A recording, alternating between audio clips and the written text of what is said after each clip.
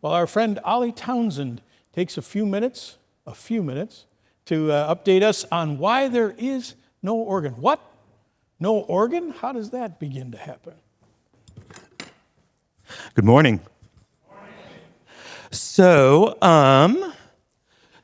to start with, one of the questions I get most often, let me backtrack.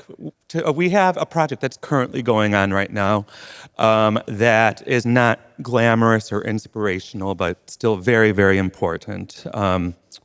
We're fixing a wall right now. Whoa. So one of the questions I get asked most often from our non-musical friends is our organ a pipe organ? And that usually gets followed up with, I can't see the pipes. And the answer is yes, the organ is very much a pipe organ. The pipes are hidden on either side of the choir right now. And it's actually a very good-sized pipe organ. So back in 2003, Union Church had a small fire that affected that side of the organ. The wall was pretty damaged. Thankfully, at the time, the organ was not. If you go outside after church to the bulletin board over there, you can see pictures of the fire damage from 2003. And at the time, we didn't really repair the organ. We kind of put a Band-Aid on it. So if you want to put up that first picture, Adam. So our Band-Aid consisted of a tarp covering the wall. And then, as you will see in some later pictures, we put some kind of cheap wood, I think it might be Luan, to cover the damage, but we didn't actually repair the wall. So fast forward to this past summer, and I had the organ tuned, and our organ expert, who's been with us for about 30 years, told us that he sounded the alarm and said that this needs to be fixed, like, now, because while the organ hasn't been damaged, if we hold off too much longer, the organ will get damaged, and what might be a $10,000 project will turn into a $200,000 project because the organ is very, very expensive. So that was enough to get our act together on this particular project. Unfortunately, at the same time, right around that time, there was also an air conditioning leak on this side of the church as well, and it did start affecting the organ. So we have a few more pictures here, Adam, if you want to move. You can see that the wood there, that's the cheap wood that should not be there, is kind of warped from the water. It's lumpy right above that box there. You can move ahead to the next one. Some more water damage up there. This is all on this side here. You can do another picture. You can see yet more water damage. And then because the air conditioning started leaking, the final picture here. No, not that either. That is plaster that has started falling in because the wall has started crumbling. Is there one more picture, Adam? Yes, that one. You can see that there's some pipes there that are pulled and on the side. When the water started going in there, the humidity was affected, and I literally every Sunday had to start crawling up and pulling pipes out because they were sounding and not turning off, and we don't want that during the service. So, all this said, we got it scheduled. Our pipes were actually removed last Monday.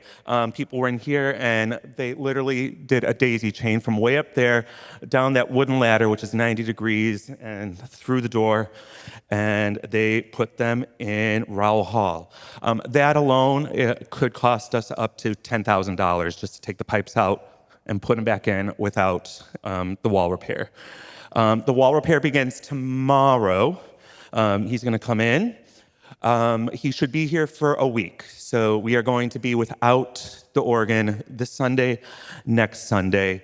We're not quite sure what the actual damage is going to be until the physical damage on the wall, until all of that brown wood is removed and the contractor can actually get in there and see. So as far as the price for fixing the wall, that's still up in the air, unfortunately. We're going to get some other small projects done, some other things for the organ. Once it's back on March 15th, I promise to fully utilize the organ. That final picture you can see, all the pipes are stored in Rowell Hall right now. If you want to have a look afterwards, you can. They're on this side over here. Please look, do not touch. The pipes are very, very, one, they're expensive, and they respond pretty easily to touch and moisture and the acid on our fingers and whatnot. So just have a good look. We were able to do this very swiftly thanks to all of your contributions, which is what I've been getting to. Our budget, along with everybody else's, was cut this year, but because of what you contributed and because of an anonymous donor, we were able to get all of this done. And even though we don't know what this price is going to be, we're still able to do what we have to do.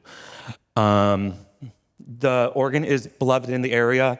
For us, we're in a unique place that we can be a progressive church while still providing a flavor of the really beloved traditional aspects of worship that we all grew up loving. And so the organ is important to the congregation for that reason.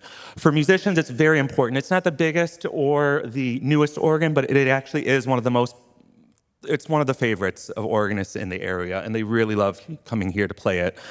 And so by continuing to donate and tithe and contribute, you're ensuring that we can provide some of these costly, unexpected cares that happen when it's needed.